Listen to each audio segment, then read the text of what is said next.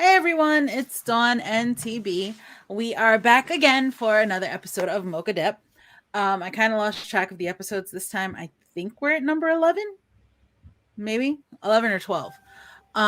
We are in the double digits, so yay on that point. Um, let's see here. Today's topic, and we do actually have one. We are going to be talking about things that are coming down the pipeline for us as well as how to handle changes because with what's coming down the pipeline, it's different than what we normally do as authors. The characters are different. For me, the entire genre is totally different. And we were going to talk about that and some of the the bumps along the way with that. So TB, what do you have coming down the pipeline for us that you want to share? Well, I actually have several things coming down the pipeline, but as far as the most recent is going to be I gave you my heart the very next day. You gave it away. Actually, it's called I Gave You My Heart. Yes, it is not based on Last Christmas. Well, I guess in a way it is, but it's not. Don't pay attention to her, y'all. Don't pay attention to her. It ain't George Michael. Okay, you're on this side, so You know what? Whatever. Whatever. Anyway. You that way. You that way. Anyway, it is not. It is loose concept. I will say that yes, last Christmas she gave her heart, and technically the very next day he walked away. But and this year to save her from tears, she's trying to give it to someone special. that's fair. That's fair. She is doing that. It's not the song though. I know it sounds like the song. It's not. It's not. I promise y'all it's not. First off, my story this is part of the Christmas on the Side series that um Dawn and I and some other members of our author group, the Chesapeake Romance Writers, came up with. One day in a workshop, we were all goofing around trying to talk about covers, and we decided that we were going to make a Christmas cover as part of our workshop. And as we were building it started coming out really, really nice. And so then we started making up this like fictional story about this couple that's on this Christmas cover. And it got pretty wild because, we're romance authors and we have wild imaginations anyway. The lady was a side piece at one point, and Yeah, he was a billionaire. she went from being like a billionaire CEO to a side piece. Yeah, and then he was a billionaire, and then he was just some random dude, and it was just like all this craziness. And so we ended up eventually coming up with this cool concept for a multi-author series where these various couples either get back together or break up around Christmas and then get back together. If you broke up at Christmas, you need to get back together. And because whatever reasons were. So someone was put off to the side, as you get it, Christmas on the side, and they get back together. So we came up with that concept, was really cool, and everyone wrote their stories. And I will tell you that these stories, if you are a person who like a wide range of stories, then you can just pick up every single one of these books. Most of them are up for pre-order, so definitely go looking for it. If you look up me or Dawn, keep your eyes on the both of us. You can see both of our pre-orders up, and once we get the series page up, which we will have done probably on the 1st of October, probably Around the beginning of around that time. instead of saying the 1st of October, we'll have it around the first couple of weeks of October for the simple fact I have to actually call Amazon to Right, have them put the page together. right, And that can take who knows how long. right. Um But in the Sometimes it may take 15 minutes, other times it may take the full 72 hours. It just yeah. all depends. Yeah. But we also, as we gather all the links, we'll put them on our Facebook page. There's a Christmas on the Side Facebook page. Like it, please. And you can see the various covers as they are released and the URL. I'm sorry, the buy links so that you can check them out. But if you like multiple genres, definitely check them out. If you're a person who likes certain things, we have something for everybody. I mean, we got a historical story, we got a paranormal story, we got contemporary stories. Some of them are sweet, some of them are not so sweet, and we're kind of all over the place. We were checking all the boxes that we could. Yeah, because we're checking a lot of boxes because we are so different as authors. Yes, I know my story is a K-pop story that's linked back into Promised Eternity. Um it's one of the I got a microphone around here. you know Oh, what? should I pull it out? No, because that's going to get me started on a whole different tangent, I and we're won't trying turn to it stay on. focused. I'll just have it. Uh huh. I promise I won't sing too much. Uh huh. I'm gonna get it. I want one of the B21 mic, the BT21 mics. Um, again, that's a whole different side story. Um, so yeah, my story is Christmas Remix. It is involving the CEO of Sins Entertainment, Kim Chang Hyun. Um, he ends up coming to America and meeting You his said coming to America. yes. Oh, can you see? Oh, I'm That looks like coming one of the to BT21 mics. America. That looks like one of the BT21 mics.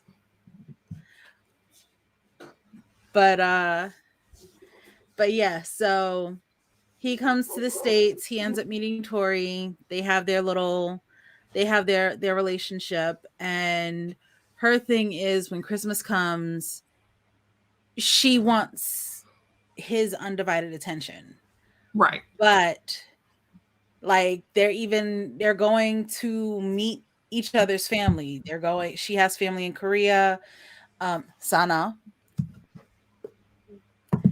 Um so she's going to spend time with him and her family and meet his mom and that whole thing without realizing he has to work. And that's where their conflict comes into play, whereas they both have to come to terms with like, hey, this is the life that they live now.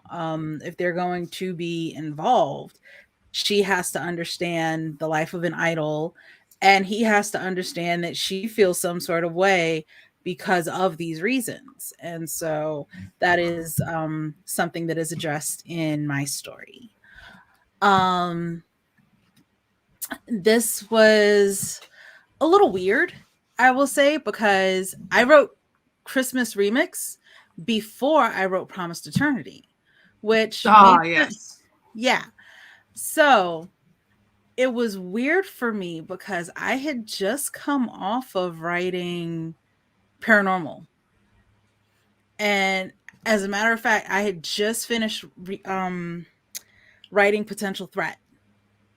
So I finished up my superhero series, my superhero story, and that's all. And I was of this mindset that, you know, I write paranormal, I write in third person, and now here I am switching to contemporary first person. And that was very jarring for me. And I'm it sure was it was. But you did it magnificently. thank you. And it was very, very weird.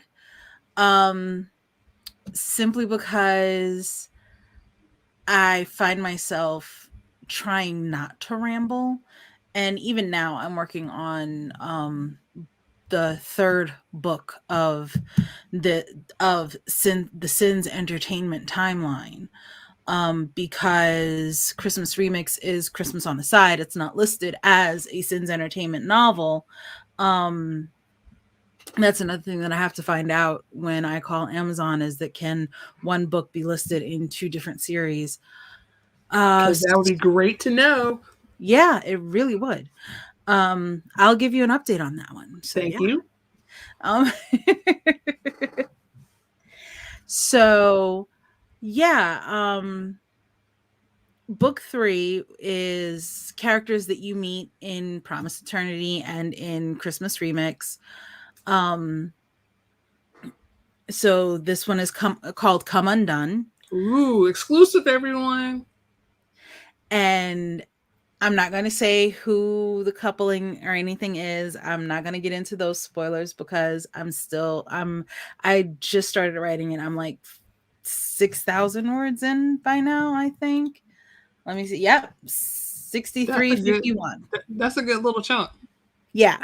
And so I have situations going on, and I noticed something that I do with my heroines. I put them through trauma. The Macaroni Heathen has said plenty of times that she's going to steal my that they're going to steal my keyboard. So until I learn how to play nice with my characters, I have over 3 keyboards.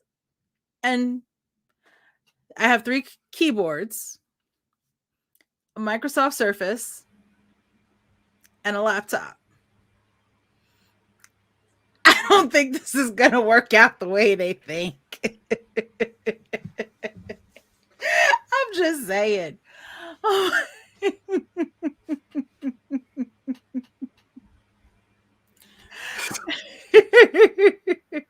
Okay, so for you, your big change is you went from to paranormal and third person to contemporary first person. Yeah, and it's How weird. did you get your mind right for that? I kept repeating to myself, I can't kill them. What?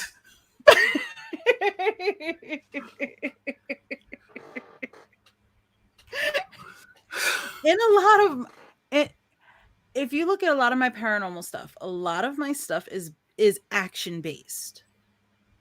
You can still And have action in contemporary, even though that was not what you were playing because you were doing a pop idol. right.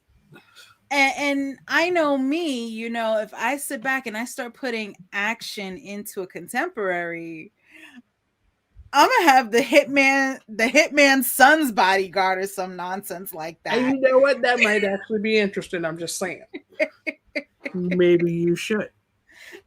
But when you were writing this story, It might be Phoenix's book. were you channeling your K-pop stan? Yes. I was channeling the K-pop stan. I was channeling how how I felt as someone watching a lot of these shows, a lot of these interviews, and knowing some of the things that were just done dirty to the idols and being like, okay, yeah, no, I don't want this. I don't want this. And I want them to say something about this. Um, there was in Promised Eternity, we deal with the suicide of an idol who was very important to everyone that is in the story. He was a member of the group Tempo, and he was the best friend of Sana. Um, and so you see that they find out that there were underlying issues that the record label knew about, and the record label just did not care. And so they have to come to terms with that. And they have to come to terms with the fact that he did all of these great things, and he was such a outgoing and lovable person. This was also a little this is a little therapeutic for me, because of one someone who was close to me. Um, she did end up taking her life, and I felt some sort of way about it a few years Most ago. people do. Yeah. Yeah. So I got to put a little bit of that onto the page, and I got to put a little bit of how I felt um, about various other things on the page. And I get to do that with paranormal sometimes, but this one was more therapeutic because I sat back and I looked at the why I felt that way. Gotcha. More so than when I go through and I do it in paranormal. When I'm focusing on paranormal, I can focus on the anger, and I can get the anger out that I feel in some of these situations. Um, so yeah, that's how I handle a lot of this. It's like this is my therapy. It's cheaper that way. Yeah, because that actually made money instead of you Yeah, paying it out. instead of me spending it. Okay, now you. What Yes. have you what has changed in what you write? How is Sweet Apple and Orzana? Um, for those who don't know, in my paranormal world of love, sex, and magic, and Paris and springtime, I have a group of supernaturals, gnomes.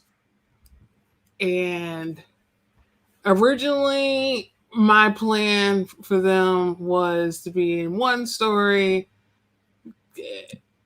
and they, hijinks, that kind of thing. And I never really expected that I would actually have a main character be a gnome. Even though the first time I introduced a gnome, they were a strong secondary character. I never really expected that I would do that because of the way I had the gnomes. And so I'll tell you, in my world, what happens with the gnomes are they have predators that prey upon them, and so their numbers are really really low, and they are a kind of, I don't want to say hive mind per se, but they are a very close knit community. They like to stay in communities, and they do that for their own safety, and they do that because their numbers are so low. So what they tend to do is they form a relationship with the strongest supernatural that they feel like they can relate to. And they form a covenant with them, and that person, that supernatural, becomes a sentinel. And that sentinel's job is to protect them from the predators that get them and provide them a place to live. That's pretty much all the sentinel has to do, is protect and shelter. And they will take care of the rest of it. So that means they're cleaning your house. They take care of basic threats like somebody trying to rob you, that kind of thing. They'll watch your kids, babysit, be a nanny, whatever you need so that you can stay focused on making sure that shelter stays paid up and making sure that they're protected. They got everything else for you. And the stronger you are, the bigger the colony you can have. And so the very first time I introduced the gnomes, really introduced them, where you actually got to see them talking, was in King of Wishful Thinking, where I had a tree gin, and he had a colony of good size, couple hundred people. and they were hilarious, and I had a good time with them. And I've had good times with all of my gnomes, but when I wrote Bases of Comparison, something about the leader of the colony resonated with me. I don't know why. I really can't say it. Yeah, I don't know why, because she wasn't even the first female leader that I wrote, that I've written by this point. Um, Probably three gnome leaders, and when that happened, I said, you know what? I'm gonna have my romance. I'm gonna have the Goblin Prince with the gnome leader, and it's gonna be awesome. And then I got a little scared because my gnomes are weird as crap. They're so weird. And I was concerned at how I would present her, where she's true to character. She still has a certain amount of weirdness, and she wouldn't turn off the reader, so you'll know that if you read the blurb, it doesn't say Sweet Apple, it says Zana. That's a nickname that Aaron, the Goblin Prince, gave her for Mazana. That's a behind the scenes thing. Mazana, which is Spanish for apple, and he just calls her Zana. That's so cute. Yay. But yeah, writing her was super interesting, trying to find that balance between the ways of the gnomes. Like, they're very much into nature. They like to use a lot of nature references. They are also sometimes very literal. They have like no chill whatsoever. They have no chill because remember, gnome's job, they take care of everything. So they know all of your business. All of your business. They know how you take your tea. They know if your butt itches. They know everything.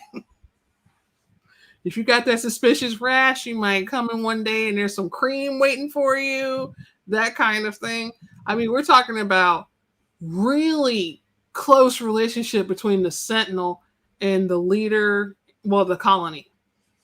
And so having her be a main character in a romance was just interesting because the character's father is the sentinel. And Sweet Apple Zana, she actually she's known the hero for quite some time. She knew him as a child. She's known him for 200 years roughly. Yeah, I think you said something. It was something like that. Yeah, she's known. I think no, he's 120. So she's known him 120 years. And I actually, so then that was weird too because I was just like, ooh, how's that gonna work? So I kind of stayed away from making too many references of him as a child, just for people who are unfamiliar with paranormal or intellectual exercises where you're dealing with people with long lives. Because in reality, if you're dealing with immortals, 20 years doesn't mean anything. I'm just saying, much less 100. yeah. You'll wait 20 years for somebody. Sure, why not? You can wait 20 years, wait 10 years, wait 30 years. Whatever you got Sesshomaru to did it. do. Yes, as Shomaru did it. He waited what, 10 years? That's all Yeah, he had something to like wait. that. Yeah, he had to wait 10 years. And and we have a finite amount of time in our life, so we can't fathom being 50 years old, married to somebody 20. We're like, ew, that's weird, robbing the cradle. But there are people who do that now, and depending on how your lifestyle is, let's be honest, so those people, they can keep up with that 20-year-old person. I don't know how long they're gonna do that, but they can. I just saw something like that on Facebook. A group that I'm in shared a little meme talking about math time. this dude is like 88 years old. He just married his 22-year-old girlfriend. How much money does he have?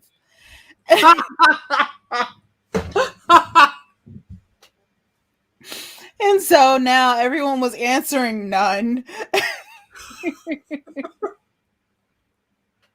But yeah, it's and so it's an interesting concept because there is that, I don't want to say age difference because for again, we're talking about immortal here.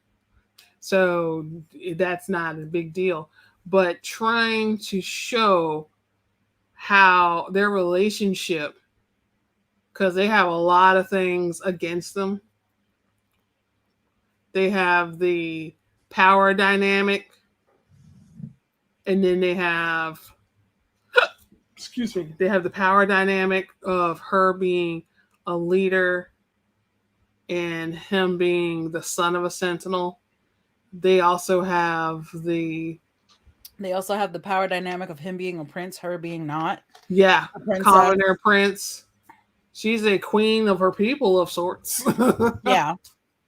But still, power dynamic. It was a lot to consider, and I had a good time with it, and I feel that I did a good job. I guess it was all about opinion, but that I was have definitely to something I say had to I worry about it. I have to say when from what you've told me of the story, and I know a lot more behind the scenes stuff than you guys do. So, um from what you've told me, I say I would think that my favorite interactions are the family, because everyone around these two, they're like, yeah, this is a not well kept secret. Shh, it's a secret, but we all know it. We're just waiting for them to catch a clue because this to us is primetime TV. Yes, his family is so bad. That's the way it comes across. Yes, his family is so bad. Just setting him up, especially his brother and sister. They're the worst ones. You They have put know, him in some epic situations. yeah, and it's like I'm enjoying all of that. And when it comes to, like, not to put any pressure on you, but when the side characters of this story Oh, get their own happily ever after, and you know who I'm talking about, shaboing boing. yeah. Oh, yeah. Yeah, yeah. I like that. I like that. I like that, girl. I like that. So boing, boing.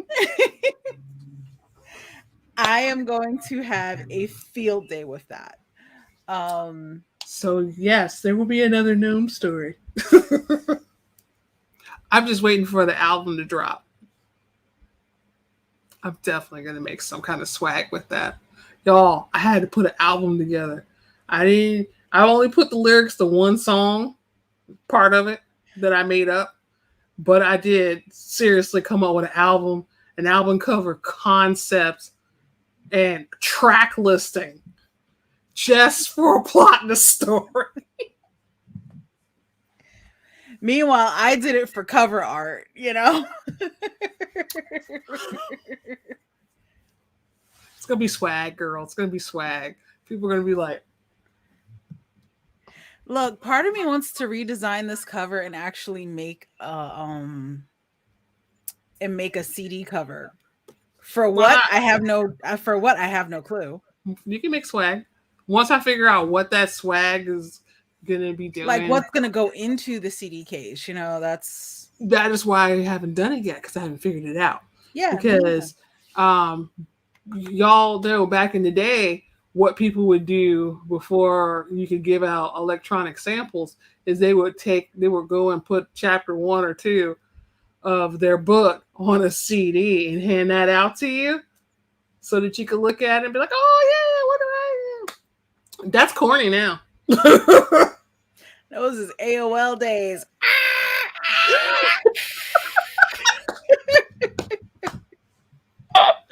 As a person who still has their AOL email address.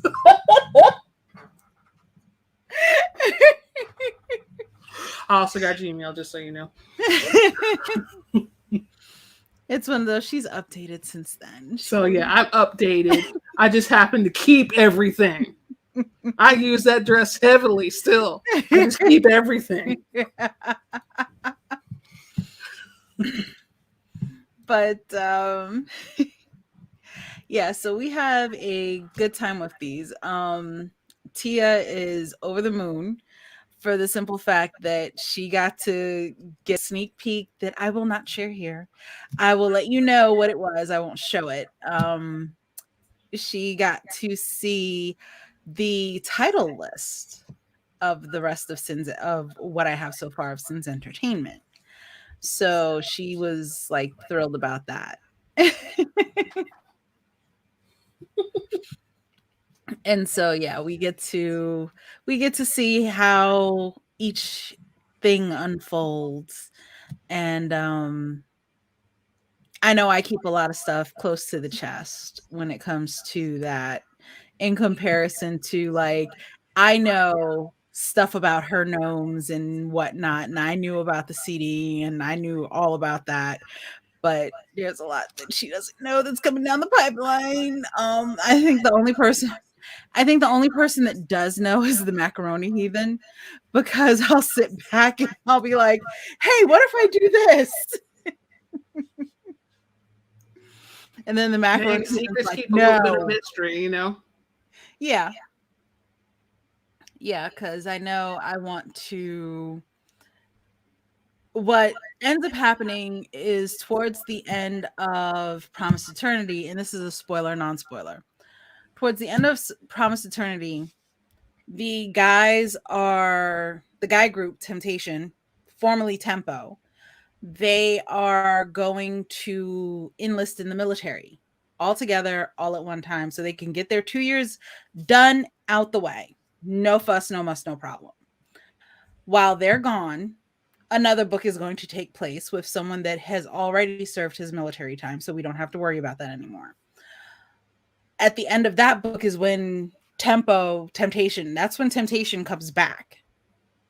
And because of the way things have fallen out in Come Undone, and just for ease of they have more control, Sins Entertainment is going to be putting together their own little variety shows that their groups, their trainees, and everyone can go on and do together, to promote and to just have social media content, because yes, they are idols, but they're also feeding the beast of social media. So I'm like, okay, well, what if they have to do this? What if they have to do that? What if they have these games? What if they have to do these games? And so I'm like planning out all these little like twisted games. And I'm like, okay, there's going to be one where I can tell you about one that I'm planning on it, where there's a character, Sora. She is known as the pixie. She's the one that everyone knows. You give that girl enough sugar and you give her 20 minutes, you will have a party together. She will have a party together. She will throw it, and Is it she will Pinkie be, Pie? yeah, basically. She is Pinkie Pie. um, so she is talking, and she's the youngest of Dynasty. Well, the youngest of Temptation, Phoenix, he was talking a lot of smack to her. And so they get into this little competition, boys versus girls. And all the guys are like, I don't know if we want any of that. So if you lose, that's on you. Really? Yeah. Yeah. So Phoenix is gonna end up in a cheerleading outfit on the street somewhere to promote something. So yeah. Rah rah, sis boom ba. Yeah. No, I think it was tennis skirts. He's gonna end up in like Oh, my the team cute is little what? tennis Red hot. outfit. My team is what? Red hot. My team is RED red HOT. Once we start, we can't be beat. Hey, hey, hey, hey, hey, hey. So Oh, yeah, that's gonna be fun. those are like little things that I have coming down the pipeline. That's gonna be fun. And then Um, yeah, girl, you got that kind of stuff coming down the pipe. I have no idea what's gonna come down the pipe. I do know that there will be retribution for um the disc tape, so to speak. Definitely. And I do know that um yeah, it's gonna be hilarious because all right, so there's a character. He is also a gnome, and this is the character that she's talking about that's gonna get his own book. He tells Zana that his life is so interesting. His romance is because he's good with the ladies that he needed 7 novels. Will there be 7 novels for this dude? No. hell no. That's too much. Y'all would be so mad at me. But I will that is gonna cause me to have to be a little epic.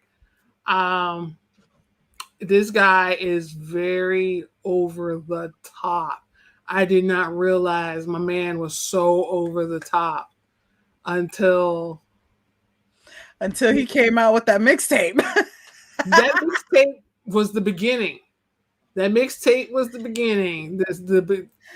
The first indicator of trouble has got to be when he calls Sweet Apple Honeycrisp, so that he can also call her Honey, and because it is a sweet apple. That was the beginning. The flirtation, and I thought he was just going to be a heavy flirt like Theo, but then Theo's kind of wild too. Uh-huh. If y'all don't know Theo is a Jaguar shifter in my book. That dude is crazy as crap. He is so crazy. I'm waiting for his book too. Just putting that out, just putting that in the ether. Oh yeah, when I finally get around to writing his book, that's gonna be Good times. yeah, that is gonna be a good time. That would be yeah. I think there's some people waiting for Theo. Theo's the type of person. Let me tell you, Theo is so wild that he literally sent out invitations to his funeral because it was time for his persona. Because Theo is old, every so often he has to kill off his persona so that mortals wouldn't get suspicious. And I call that a life event. So he sent out invitations to his life event because he wanted to have high attendance at his funeral. So that's how Theo is. I'm just saying.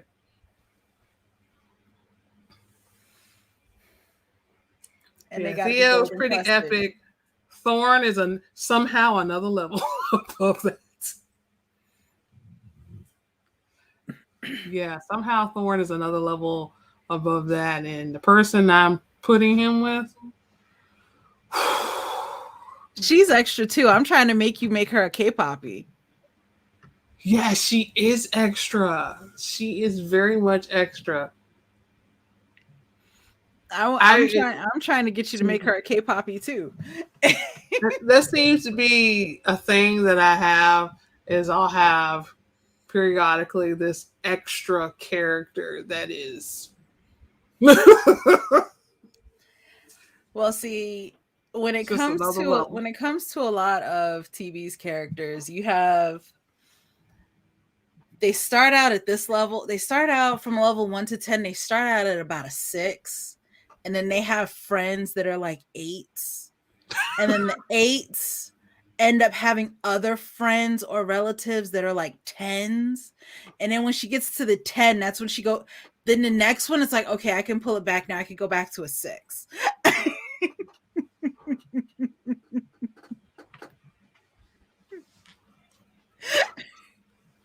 Because think about it.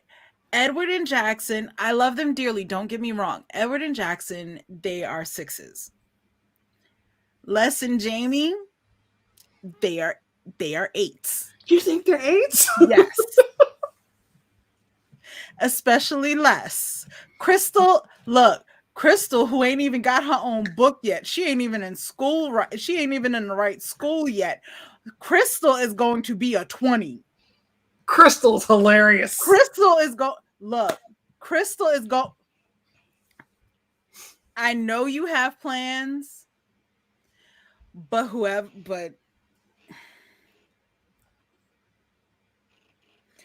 Crystal's dude need to be at least a 20 himself. It's gonna take me time to find that dude. I know. It's gonna take time to find him. And just so y'all know, she's talking about the character in my Love, Sex, and Magic series. In Debacle, the second book, the hero has a sister named Crystal. Now she says Crystal is almost a 20. Keep in mind, y'all need to know that Crystal's 7. She is 7 years old. She's 6 years old, about to turn 7. She is 6, 7 years old and acting like Jackson betrayed her because he married someone, because he went and got with Edward. Jackson is her best friend's brother. She had no shot with him, but still she is like, oh. She sure did. She made tea and cookies for them and was like, "Dear, do you need some more tea? I made them from the leaves in my garden. They're organic." And she had her best dress on. And she's 6. And then when she wanted him to play with her, she's just like, "I need to slip into something more comfortable," because she was about to put some overalls on. And she a child. And she's 6. And you wonder why I say, look, she likes characters that are extra. She has characters that are extra. I do have some characters that are extra, y'all. I do. It's the truth. They are entertaining though. They really are. There's probably one in every book. Maybe. At least. Maybe. I can think of some books where there is no extra character. I can. Rezoned. I knew you was gonna say that. Kiss of a Shifter Theo's in there. So that don't count. We know we got somebody extra there. There's nobody extra in The Sweetest Thing.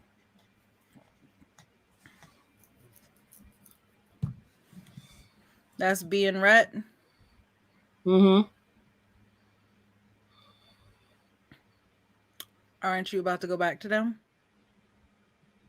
I'm just letting you know. The Sweetest Thing is extra. Answer the question. Aren't you about to go back to them? Yeah. Somebody extra gonna pop up.